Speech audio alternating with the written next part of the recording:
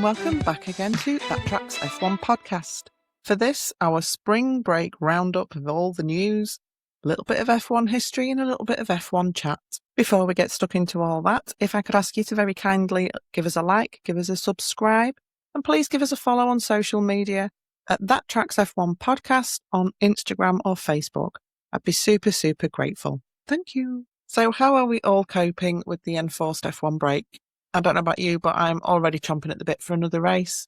I know that had we stuck to the schedule, we'd still only be just getting a race this weekend, but it already feels like it's been gone for months. And I think it's because such a lot has been happening in the last race and such a lot has been talked about. And there's certainly been some movement in the F1 news department. There have been things happening and going on. So that's what I thought we'd do today, is we'd do a little bit of a roundup of what's been happening. First off, with a little bit of an apology. I spoke at length about the Jonathan Wheatley move from Audi a couple of episodes ago. I was under the impression that his move to Aston Martin was pretty much a done deal. Now, while I do still think that that is going to go ahead, I think that is the most likely place he's going to end up. We don't really know what that's going to look like yet, and certainly nothing official has been announced. But I was very much under the impression at the time that that was already a done deal. So apologies for misleading you slightly there. But I wouldn't be at all surprised, and I don't think anybody else would be either, to see that he more than likely will end up at Aston Martin. Quite what that's going to look like, I don't know. I should imagine there'll be some gardening leave involved. We wish Jonathan all the best with his move. I hope it all goes wonderfully. No matter where he ends up, he'll be an absolute asset to any team.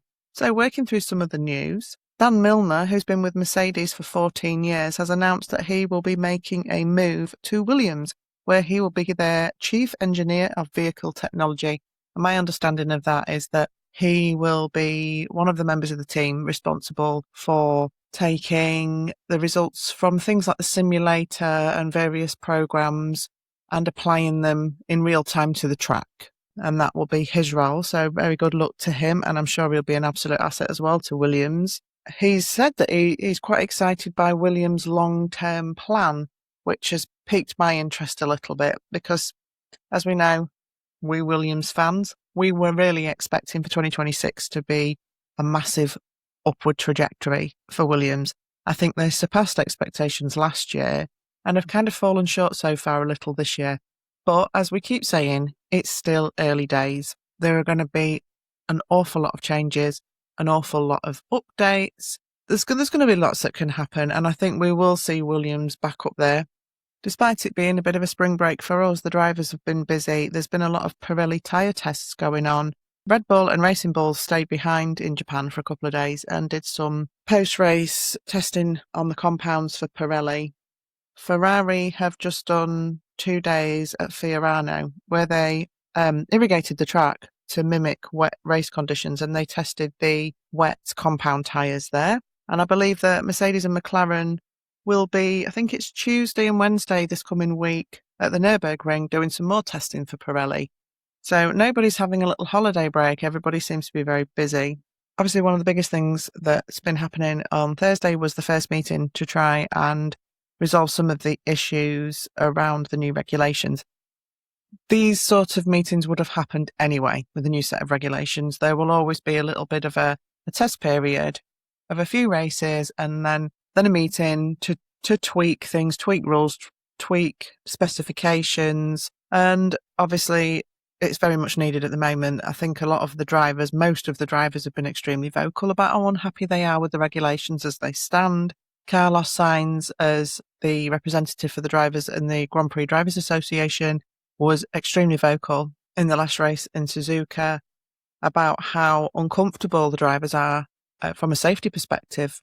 And looking at what happened to poor Ollie obviously drives that home well and truly, that something does need to be done. I don't think we're going to hear any news from that Thursday meeting yet. There's going to be no decisions reached yet. It really will be a case of let's bring everything to the table and let's hear some suggestions.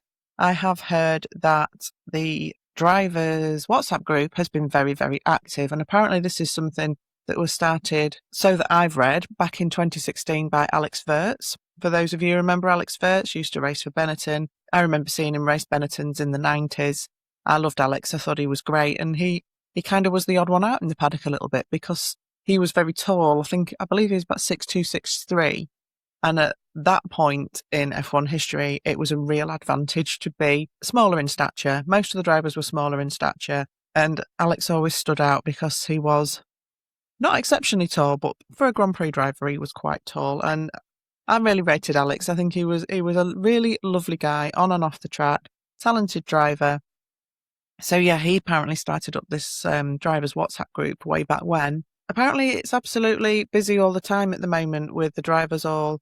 I should imagine there's some complaining. I can't blame them. I should imagine there'll be a lot of suggestions coming forward and ideas. And I really do think that this meeting, the drivers need to be heard, what they think and how they feel in those cars, especially when it comes to the safety and the purity of the racing, I think is really, really important. And I know there's this big argument at the minute that all the feedback from fans has been overwhelmingly positive. And I think, yes, definitely, some of what we've seen has been more entertaining. But there is a big debate, isn't there, about whether it's true racing? And I'm not going to get into that right now. But for me, while I can see the argument that on a superficial level it looks more entertaining, is it really?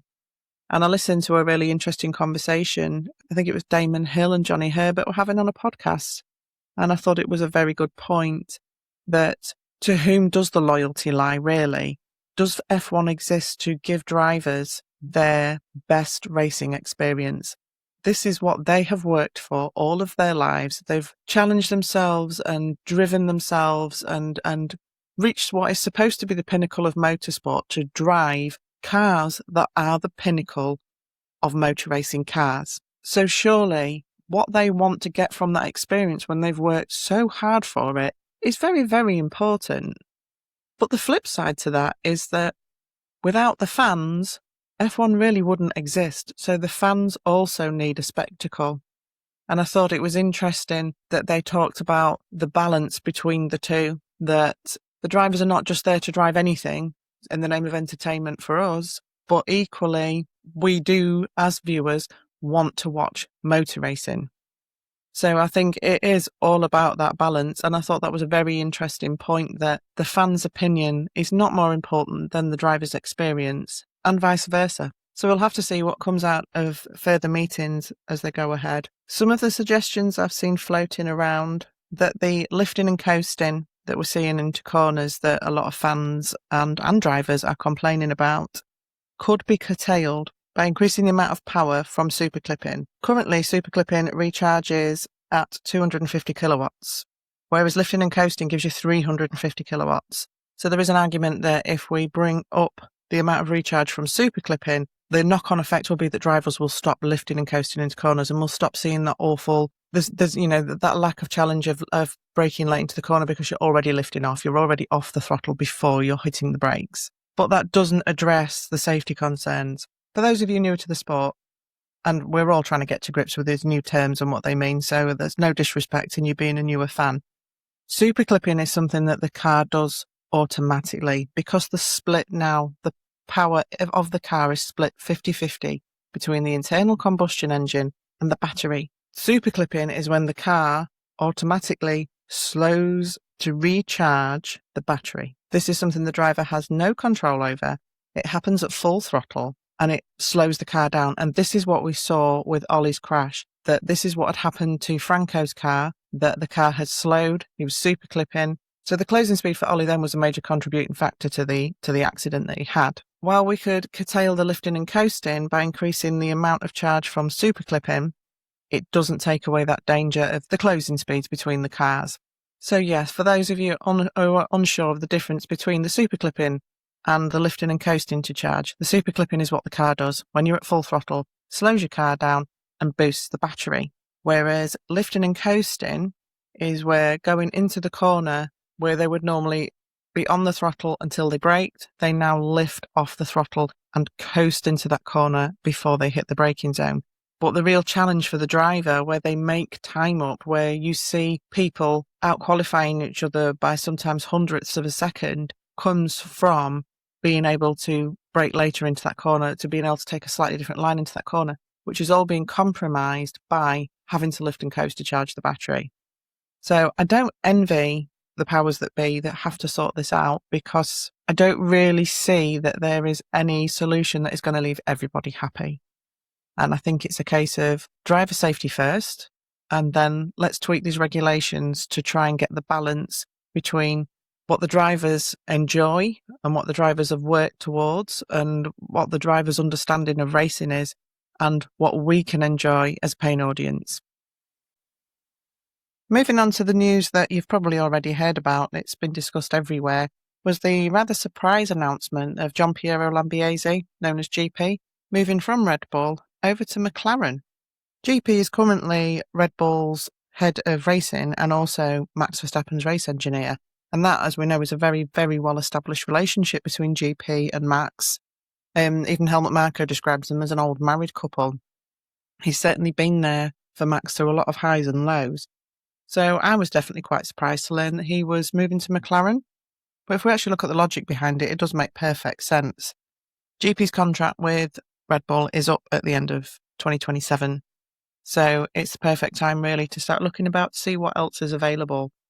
And I know that in 2025, both Aston Martin and Williams were asking questions of GP whether they could tempt him away when his contract was up. I don't think those talks particularly progressed. But when he looks at his options, I think McLaren's probably a really good shout for him. I think compared to a lot of the other teams on the grid that would have made room for him, I think that McLaren's got that consistency. I think that McLaren are probably more stable than a lot of other options that could have been open to him. There is also, of course, the rumour going around, I don't know if this is true or not, I have seen it brought up in a few places, that Andrea Stella has signed some kind of pre-contract with Ferrari so that he would move at the same time. So that could leave that team principal role open for GP, either, probably not immediately when he moves over, but certainly it would be something he could probably work his way up to. McLaren's actually got a bit of a history for poaching Red Bull staff. As we know, Rob Marshall moved over, Will Courtenay, who was the head of strategy at Red Bull, was poached by McLaren as well. So it's not at all surprising when you think about it that GP would look at a move to McLaren. I think we were just all a bit surprised by the timing of it. It does, of course, open up lots of questions about Max Verstappen's future. Max has made it very, very clear that he's not happy with the regulations this year. And I will say, in fairness to him, that when these regulations were first suggested years ago, he absolutely called it on what would happen. And we're seeing what he said really sort of unfolding. I'm not finding his comments all that helpful at the moment. It feels a little bit like there's a lot of threatening to leave. And yes, it would be bad for F1 if Max Verstappen left.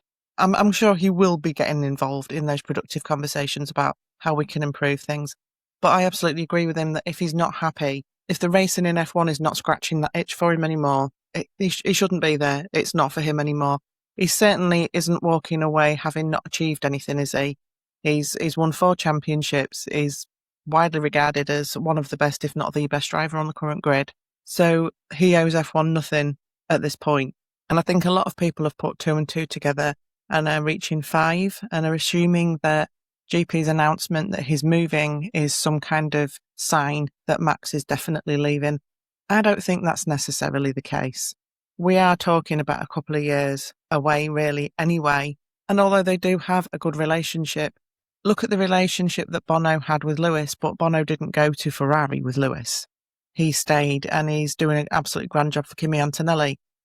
It's not a given that GP would go where Max would go anyway. But I think a lot of people are thinking that the fact that GP is moving on elsewhere is a sign that Max is going to go. But I really, really would not be jumping to that conclusion. I do think GP's move will open up a little bit of a domino effect throughout F1. I think there'll be more people moving around and I think there is quite a lot of concern for the future at Red Bull. They certainly are hemorrhaging staff. They have been losing a lot of staff over the last few years. But again, I really wouldn't read too much into that. While they're currently struggling a little bit, they've got the important bits in place. And I think that we won't see Red Bull fall too far before they're back up there again. But yes, it will be interesting to see what kind of domino effect GP's defection to McLaren will have and how things will shake out both at McLaren and at Red Bull and who will leave where and go to where in the near future. We'll have, once silly season starts and we start looking at what drivers are going to go where, which drivers might be leaving, who might be coming in. I think that next year we will see quite a lot of change on the grid, both team-wise and driver-wise.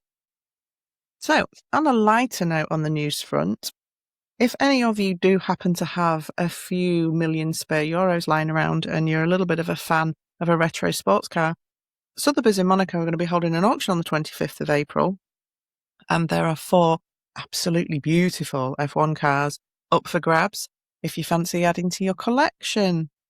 They have got a 1978 Ferrari 312 T3.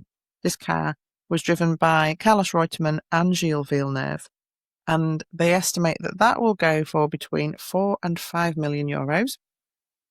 If you can't quite stretch to that, they do have a 1991 Ferrari 642, and this was the spare car for Prost and Alesi in 91.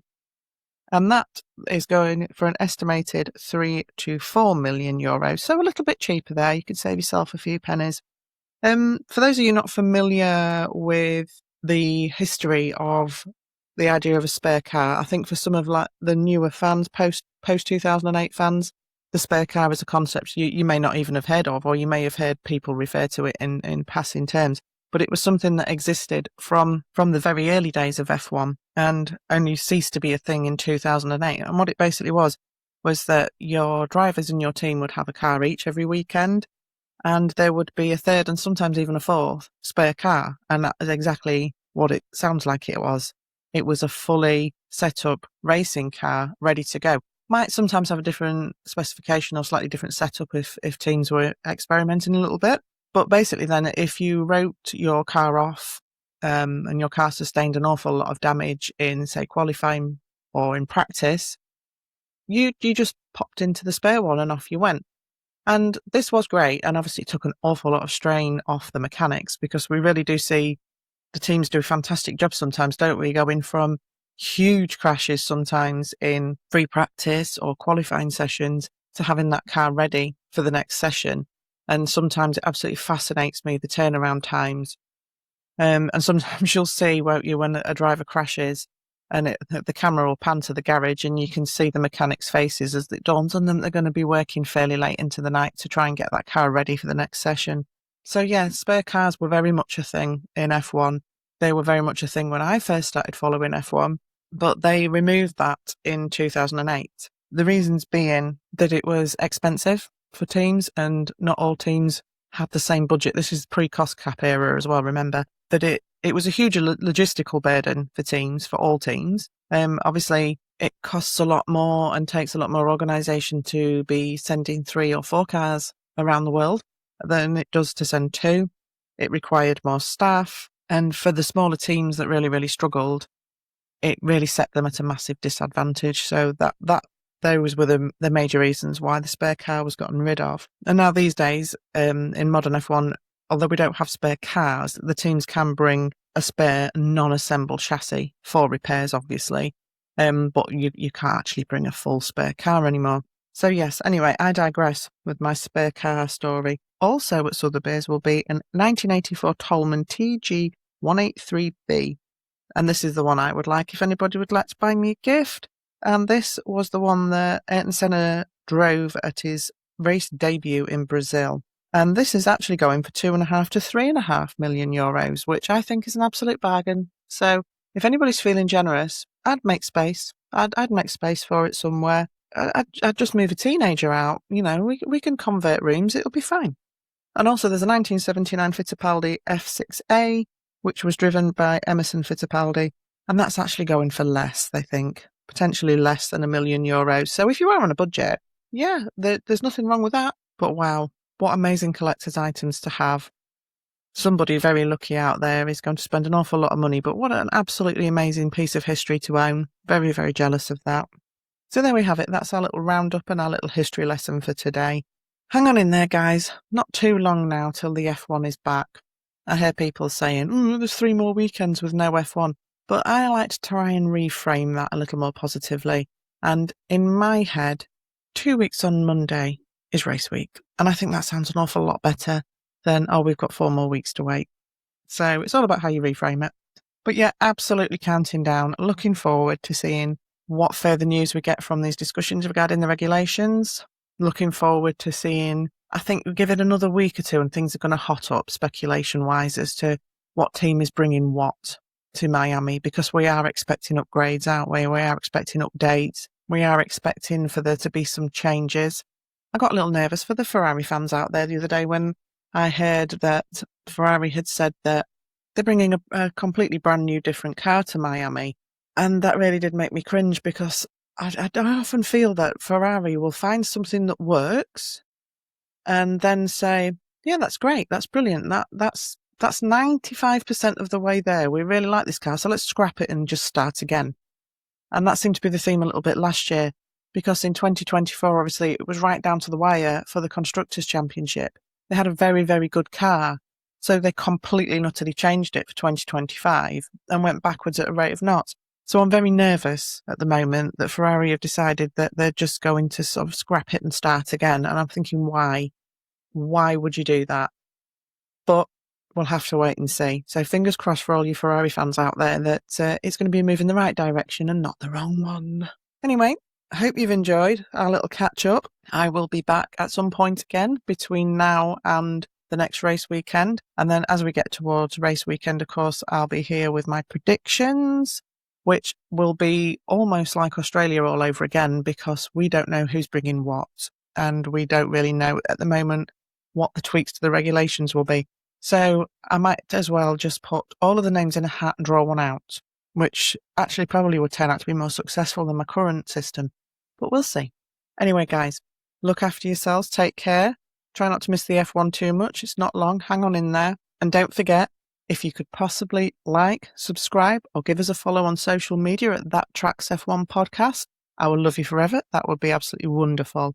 And please do interact also on our social media. I'd love to hear your comments and thoughts and some suggestions for different episodes. That would all be great. So I'm signing off for now. And don't forget the cheesy tagline. That Tracks F1 Podcast. Track the action. Join the fun.